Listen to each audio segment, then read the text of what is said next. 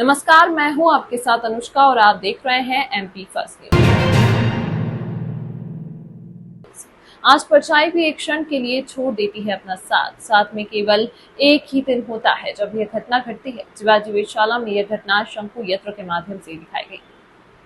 जिवाजी वेधशाला के अधीक्षक डॉक्टर राजेंद्र प्रकाश गुप्ता ने बताया कि उज्जैन कर्क रेखा के पास स्थित है। दोपहर के समय जब सूर्य उत्तरी गोलार्ध में कर्क रेखा के लंबवत होता है तो छाया एक क्षण के लिए शून्य हो जाती है। इस दृश्य को सीधे जिवाजी वेधशाला में शंकु यंत्र के माध्यम से देखा गया है। आज के बाद सूर्य की गति दक्षिण दिशा की ओर रहेगी। इसे दक्षिणायन की शुरुआत कहा जाता है। इस दिन के बाद धीरे धीरे दिन छोटे हो रातें लंबी होंगी।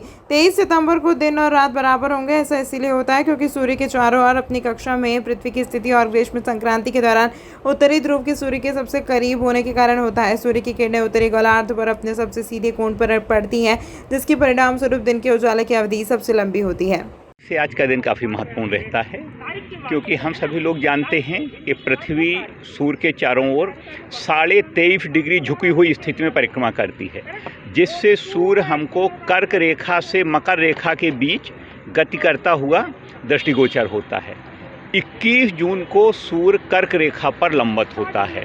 आज इस वर्ष 21 जून को है या कभी 22 जून को भी रहता है। आज सूर्य की जो क्रांति है वो 23 अंश 26 कला और 17 विकला सूर्य की क्रांति है। अब इस घटना को हम देख कैसे सकते हैं, तो हम देखते हैं कि वेधशाला में जो हमारा शंकु यंत्र है, शंकु यंत्र में जो कर्क रेखा है, तो शंकु की परछाई पूरे दिन कर्क रेखा पर चलेगी और ठीक जब 12:28 होंगे तो परछाई 0 हो जाएगी। ये स्पष्ट प्रदर्शित करता है कि सूर्य उज्जैन के लंबवत स्थिति में है, जिस कारण कुछ समय के लिए परछाई शून्य हो जाती है। इसके बाद अब सूर्य दक्षिण की ओर गति करना प्रारंभ कर देगा, जिसे दक्षिणायन का प्रारंभ कहते हैं। दूसरी स्थिति ये है कि चूँकि कर्क रेखा उत्तरी गोलार्ध में है, तो इससे भारत सहित जितने भी देश हैं वहाँ आज सबसे बड़ा दिन है और सबसे छोटी रात है। उज्जैन को अगर संदर्भ में देखें तो 13 घंटे 34 मिनट का दिन है और 10 घंटे 26 मिनट की रात है। अब सूर्य जैसे जैसे दक्षिण की ओर जाएगा तो दिन छोटे होने लगेंगे। हम देखेंगे कि 23 सितंबर को दिन और रात बराबर होंगे और 22 दिसंबर को सबसे छोटा दिन होगा। दिखाया है कि 21 जून को क्या बोलते हैं, दिन और रात बराबर होती है। मतलब बराबर नहीं होती, दिन बड़ा होता है और रात छोटी होती है। दिन 13 घंटे का होता है, रात 10 घंटे के आसपास की होती है। और वही है कि आज के बाद से वो धीमे धीमे दिन छोटा होना, मतलब दिन की अवधि जो है वो छोटी होने लगती है और रात धीमे धीमे बड़ी होने लगती है। फिर सितंबर में इक्विनॉक्स आता है, जिसमें लगभग वो बराबर पे जाती है और फिर 22 दिसंबर के आसपास फिर जो है रात छोटी होने लगती है और दिन धीमे धीमे फिर से बढ़ने लगता है। आज परछाई भी गायब होने वाली है, वो भी देखा है आपने, क्या समझा? वही उसका जो है सन का जो है वो ट्रॉपिक ऑफ कैंसर पे पड़ेगा, तो उसकी वजह से सेम लैटिट्यूड पे होने की वजह से उसका वो गायब हो जाएगा। आपका नाम? अनन्या। उज्जैन में डिंडोरी जिले की रहने वाली आदिवासी महिला से गैंगरेप का मामला सामने आया है। रात को महिला अर्धनग्न हालत में बमुश्किल दोनों के चंगुल से छूटकर जान बचाकर भागी। इस दौरान करीब 1.5 किलोमीटर दूर खदान पर काम कर रहे मजदूरों की उसकी जान बचाई। पुलिस को फोन कर सूचना दी। महिला ने 1.5 किलोमीटर तक अर्धनग्न हालत में दौड़कर जान बचाई। पुलिस ने इस मामले में 2 आरोपियों को गिरफ्तार किया है। पुलिस से बचने के लिए भागने के दौरान आरोपियों के पैर में चोट भी आई है। घटना बुधवार देर रात की। डिंडोरी जिले की रहने वाली 20 साल की महिला अपने पति के साथ काम की तलाश में इंदौर में पहुंची थी। यहाँ महिला का मोबाइल गुम हो गया। इसके बाद दोनों बुधवार शाम करीब 6 बजे ट्रेन से उज्जैन पहुंचे। उज्जैन पहुंचने पर दोनों ने कुछ लोगों से काम मांगा। वह इंदिरा नगर चौराहे पर पहुंच गई। यहाँ बाइक सवार आरोपी रवि ने उन्हें काम दिलाने का झांसा दिया। वह उन्हें ताजपुर के पास खाते में बनी झोपड़ी में ले गया। इस दौरान रवि ने महिला को झोपड़ी की सफाई करने के लिए कहा और उसके पति को सामान दिलाने के बहाने साथ ले गया। उसने महिला के साथ दुष्कर्म किया। इधर रवि भी महिला के पति को उज्जैन में छोड़कर वापस ताजपुर आया। उसने भी महिला के साथ रेप किया। एसपी प्रदीप शर्मा ने बताया कि महिला समझ नहीं पा रही थी, इसीलिए आरोपी तक पहुंचना चुनौती था। करीब 12 से ज्यादा सीसीटीवी फुटेज देखे गए। इस दौरान एक जगह रवि दोनों को ले जाता दिखाई दिया। इसके बाद रवि और इमरान को गिरफ्तार किया गया। इधर महिला की मदद पहले खदान में काम करने वाले लोगों ने की। दूसरी ओर पुलिस ने भी महिला और उसके पति की हालत देखते हुए दोनों को कपड़े चप्पल दिलाए। दोनों समय खाना खिलाया, रहने का भी इंतजाम किया। इधर एसपी ने कहा कि अगर वे यहाँ काम करना चाहें तो काम दिलाने के लिए भी तैयार हैं। हमारे डिंडोरी के एक बहन है, वो अपने पति के साथ अपने किसी साथी से बातचीत हुई थी, तो इंदौर उज्जैन में काम के सिलसिले में आए थे। बहुत सीधे लोग हैं वहाँ इंदौर में फिर ये भटक गए और इनका मोबाइल खो गया और फिर ये उज्जैन पहुँच गए। यहाँ ये इंतज़ार करते रहे कि इनका दोस्त से किसी तरह से संपर्क में होगा, पर संपर्क हुआ नहीं और फिर ये भटकते हुए इंदिरा नगर चौराहे पर पहुँचे। वहाँ ये काम ढूंढते रहे, 2-3 घंटा बैठे रहे। उसी दौरान इनको एक मोटरसाइकिल पे व्यक्ति मिला जो इनको खेत पर काम दिलाने के बहाने लेकर गया और पवासा में एक गांव है ताजपुर, उसके बाहर एक खेत में एक कच्चा मकान बना हुआ है, वहाँ पर लेकर गया। वहाँ नौकरी दिलाने के यहाँ रहने की व्यवस्था के बहाने महिला को बोल दिया साफ सफाई करने के लिए और जो साथी उनके हस्बैंड थे उनको ले गया सामान किराने का दिलाने के लिए। इस दौरान एक अन्य व्यक्ति आया और उसने महिला के साथ बलात्कार किया। साथ ही फिर बाद में मोटरसाइकिल वाला पति को छोड़कर वापस लौट के आया और उसके द्वारा भी इस तरह की घटना कारित की गई। महिला क्योंकि आदिवासी अंचल से हैं, उनकी वो फिर वहाँ से भागी और फिर पुलिस को सूचना आसपास के 1-2 लोगों ने दी क्रशर के पास। जब पुलिस को सूचना मिली तत्काल पुलिस ने महिला से संपर्क पति को ढूंढने का प्रयास किया, पति को ढूंढा और भाषा में समझने में दिक्कत हो रही थी तो हमारे एक एएसआई हैं चिमनगंज थाने में, वो उसी डिंडोरी के रहने वाले हैं, उन्होंने ट्रांसलेट किया।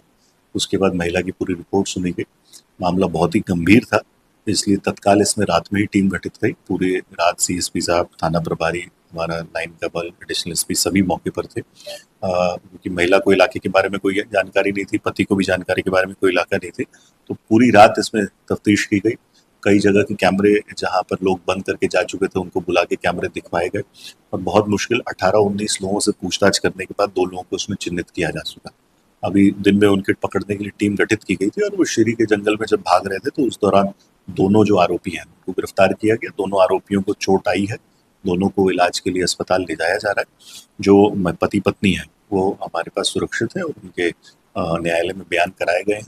उनसे आइडेंटिफिकेशन परेड भी की जाएगी क्योंकि बहुत गरीब तबके के हैं और परेशानी में थे, इसलिए उनकी सब यथासंभव मदद की गई है।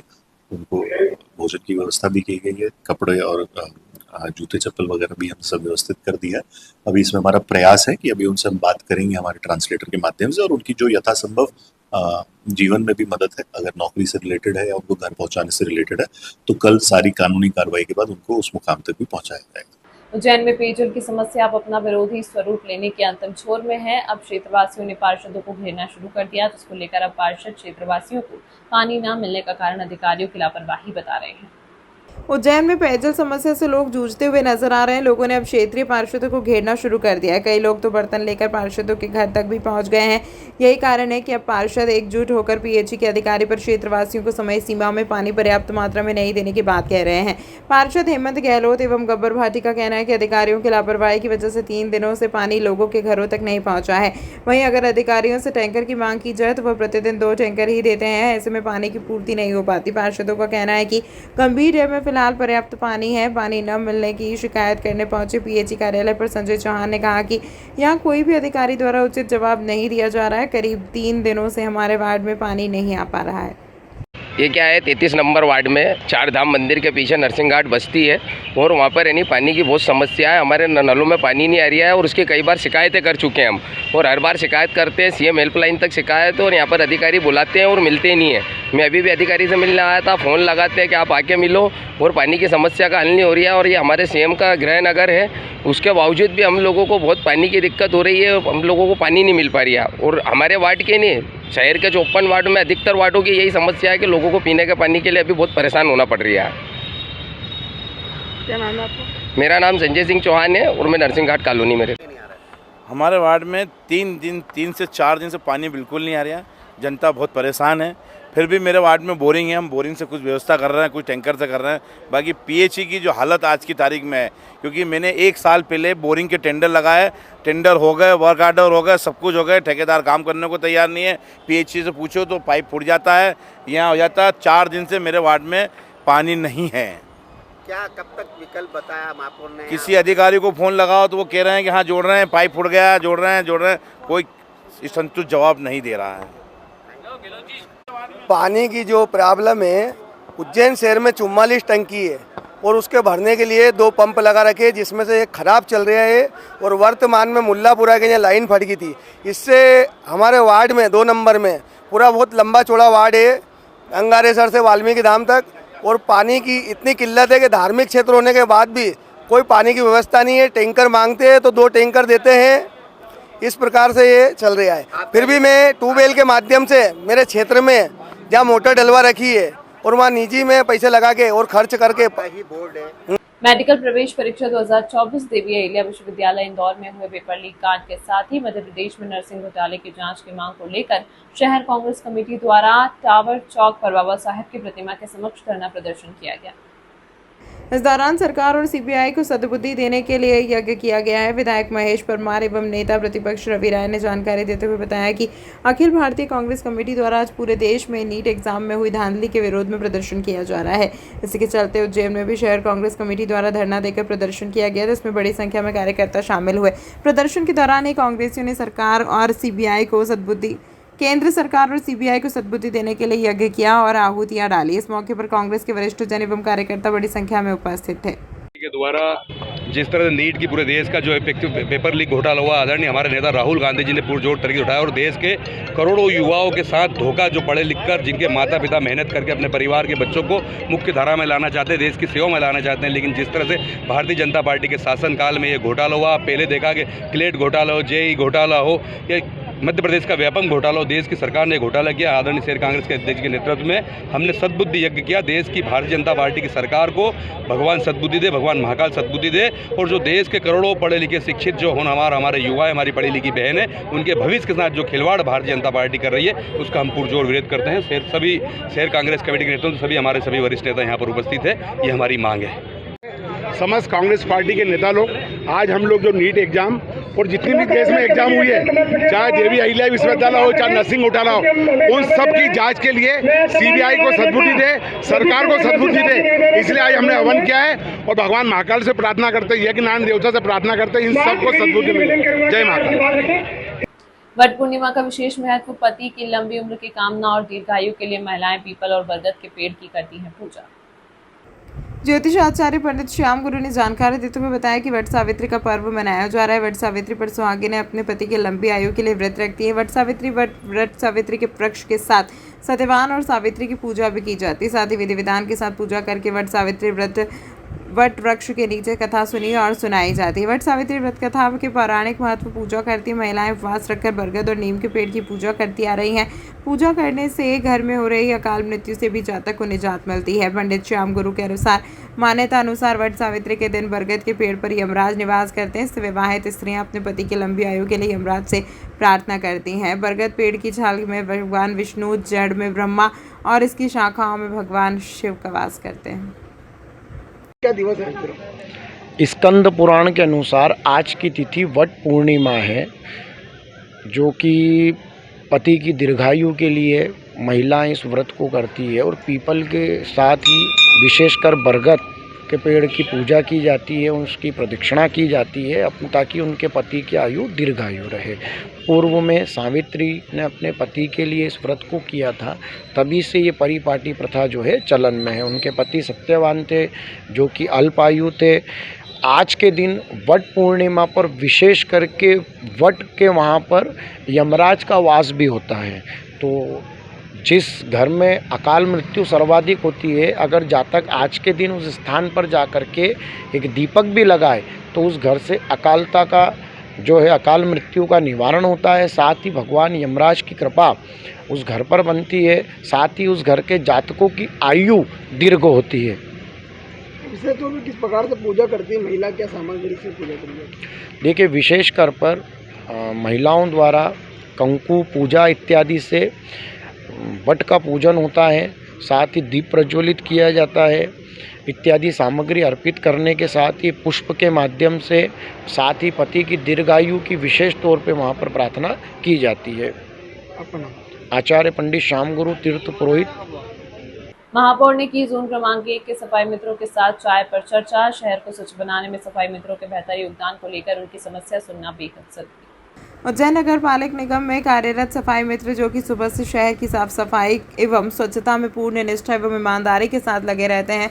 इन्हें सम्मान एवं अधिकार देना निगम का दायित्व भी और कर्तव्य भी, क्योंकि स्वच्छता मित्र शहर की शान एवं गौरव है। यह बात ग्रैंड होटल परिसर में आयोजित सफाई मित्रों के साथ चाय पर चर्चा के दौरान महापौर मुकेश टटवाल ने कही गई। जोन क्रमांक 1 अंतर्गत आने वाले वार्ड क्रमांक 1, 2, 5, 8, 9, 10, 11, 12, 13 एवं 15 में कार्यरत सफाई मित्रों के साथ महापौर की चाय पर चर्चा कार्यक्रम का आयोजन किया गया, जिसमें सफाई मित्रों द्वारा बहुत सी बातें, समस्या एवं सुझाव दिए गए, जिसमें सफाई मित्रों के स्वास्थ्य परीक्षण शिविर, सफाई मित्रों के लिए आवास व्यवस्था, वेतन, वृद्ध परिवार के सदस्यों को नौकरी, अनुकंपा नियुक्ति, फील्ड में कार्य करते समय सुरक्षा उपकरण देना, परिचय पत्र देना, साप्ताहिक अवकाश इत्यादि बातें संवाद कार्यक्रम के दौरान कही गई। महापौर द्वारा सभी सफाई मित्रों द्वारा बताए गए समस्याएं, सुझावों को सफाई मित्रों के बीच जाकर सुना एवं समझा, साथ ही आश्वस्त किया गया कि इन 6 दिनों के अंदर समस्त जोन के सफाई मित्रों के साथ संवाद किया जाएगा। साथ ही आप सभी के द्वारा बताए गए विचारों एवं सुझावों पर मंथन करते हुए एक विस्तृत योजना बनाई जाएगी। आज हमने हमारे 1 नंबर जोन के जितने भी हमारे सफाई मित्र हैं उन सबको मैंने आज महापौर बंगले पर चाय के लिए बुलाया था और चाय पर हमने इनको चर्चा की है। चर्चा में बहुत सारी बातें निकली है। हमारे सफाई कर्मचारी, हमारे सफाई मित्र दिन रात मेहनत करते हैं। हमारे उज्जैन में आने वाले श्रद्धालुओं की सेवा के लिए, हमारे नागरिकों के लिए, उनके लिए दिन रात सफाई के लिए लगे रहते हैं। लेकिन उनकी भी अपनी कुछ समस्या, अपनी कुछ मांगे हैं जिनको हम नगर निगम के माध्यम से, शासन के माध्यम से किस प्रकार से हल कर सकते हैं। तो ये हमारी चाय पे चर्चा 6 दिन तक चलने वाली है। अलग अलग दिन, अलग अलग जोन के हमने सब हमारे सफाई मित्रों को बुलाया है। किस तरह की समस्या सबसे ज़्यादा सामने आ रही है? नहीं, सभी लोगों की कहना है कि एक तो उनका वेतन वृद्धि होना चाहिए, उनको स्वास्थ्य को लेकर के उनको कोई इलाज की व्यवस्था होना चाहिए। जिस प्रकार से अगर उनके परिवार में किसी की मृत्यु हो जाती है, जो अभी अस्थायी कर्मचारी है, तो उनके जगह उनका परिवार से कोई लग जाए। उनकी जो लीगल बातें हैं, जो व्यवहारिक बातें भी हैं, और जब नगर निगम के माध्यम से कर सकते हैं, इन सब बातों को हम 6 दिन के निष्कर्ष के बाद में जो हम उज्जैन लोकल लेवल पर जो हमारी परिषद कर सकती है, वो सारी बातें हम करने वाले हैं। कई सफाई कर्मचारियों का कहना है कि कई जगहों पर अतिक्रमण ज़्यादा होने की वजह से सफाई नहीं होती और कई पार्षद लोग गाली गलौज भी करते हैं। कई सफाई कर्मचारी मित्रों ने बताया है कि जो नाली के ऊपर लोगों ने अतिक्रमण किया हुआ है, उसके कारण से नालियों की सफाई नहीं हो पाती है। दूसरा, उन्होंने बताया कि जैसे ही वो सफाई करके जाते हैं, कुछ लोग कचरा तुरंत फेंक देते हैं। तो हम नागरिकों को भी समझना पड़ेगा, सफाई के प्रति जागरूक होना पड़ेगा, डस्टबिन घर में रखना पड़ेगी, गाड़ी के अंदर अपने को डालना पड़ेगा। इन सारी बातों को लेकर ही हमने बुलाया है। और जब 6 दिन की हमारे सारे उज्जैन शहर के सभी सफाई मित्रों से चर्चा हो जाएगी, तो निश्चित रूप से कोई नई दिशा में बढ़ करके हम काम करेंगे। जो हमारे नगर निगम के अस्थायी कर्मचारी आउटसोर्स को छोड़कर वो करीब 3000 हैं। भैया, एक दूसरा, उज्जैन जिले में 10वां अंतर्राष्ट्रीय योग दिवस का आयोजन राजभाव महाकाल स्टेडियम दशहरा मैदान उज्जैन में किया गया। 10वां अंतर्राष्ट्रीय योग दिवस स्वयं एवं समाज के लिए योग की थीम पर आयोजित किया गया। योग के दौरान बारिश भी होने लगी, लेकिन योग के प्रति सभी का उत्साह बना रहा है। इस अवसर पर सांसद श्री अनिल फिरोजिया, विधायक श्री अनिल जैन कालूहेड़ा, नगर निगम सभापति श्रीमती कलावती यादव, महापौर श्री मुकेश टटवाल, श्री बहादुर सिंह बोरमुंडला, श्री विवेक जोशी, श्री संजय अग्रवाल तथा संभागायुक्त उज्जैन श्री संजय गुप्ता, पुलिस महानिरीक्षक उज्जैन श्री संतोष कुमार सिंह, पुलिस महानिदेशक श्री नवनीत भसीन, कलेक्टर श्री नीरज कुमार, पुलिस अधीक्षक श्री प्रदीप शर्मा, जिला आयुष अधिकारी सहित अन्य जनप्रतिनिधि एवं अधिकारी उपस्थित रहे। तमाम महत्वपूर्ण खबरों के लिए देखते रहिए MP फर्स्ट न्यूज।